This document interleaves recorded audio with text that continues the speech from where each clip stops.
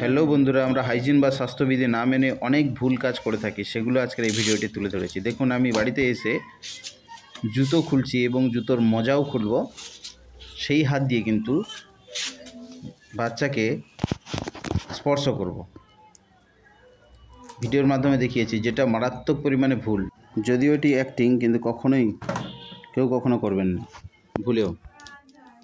Helmet খোলা, মোজা খোলা, জুতো খোলা, এগুলো সবই কিন্তু বাইরে থেকে আসলে নোংরা আবর্জনায় পরিপূর্ণ থাকে। কখনোই এই হাতে ছোট শিশুকে ধরা কখনোই যথাযোগ্য নয়। দেখুন, মজাটা খুলছি, এরপর ওই হাত নিয়ে কিন্তু আমরা দেখছি যে বাচ্চাটির গায়ে হাত দেওয়া হবে। এর থেকে কীভাবে পরিবেশ আমরা দূষণ করছি, সমাজ দূষণ করছি, বাড়ির অবস্থা খারাপ করছি। দেখছেন? তা এইভাবে আমাদেরকে সচেতন থাকতে হবে, যাতে করে যে কখনোই আমরা যেন এটা না করি। আগে হাত ধুয়ে এসে ফ্রেশ হয়ে এসে তারপরে তার গায়ে স্পর্শ দেওয়া, এটা উচিত।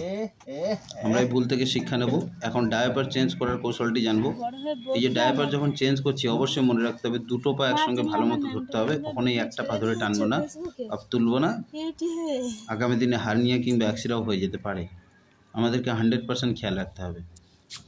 এবং শীতকাল তো অবশ্যই পায়ে মোজা, এছাড়াও হাতে মোজা তাকে দিতে হবে, যাতে করে সে হাত থেকে সে মুখে না দিতে পারে বারংবার। দেখতে পাচ্ছেন, হাত দিয়েছে, এই মুখে হাত দেওয়া যাবে না। আর যখন ডায়াপার আমরা ইউজ করব, সেই সঙ্গে মনে রাখতে হবে ডায়াপার ইউজ করার সঙ্গে সঙ্গে বা হাগিস ইউজ করার সঙ্গে সঙ্গে তার পূর্বে কিন্তু আমাদেরকে ওই ওয়েবস দিয়ে পরিষ্কার করে নিতে হবে জায়গাটি। ঠিক আছে? বিভিন্ন কোম্পানির ওয়েবস পাওয়া যায়, তবে সবসময় শীতে ব্যবহার করব না, সারাদিন 1 থেকে 2 বার, কারণ ঠান্ডা লেগে যেতে পারে এতে যে লিকুইডটা থাকে। এই যে ওয়েবস, ঠিক আছে?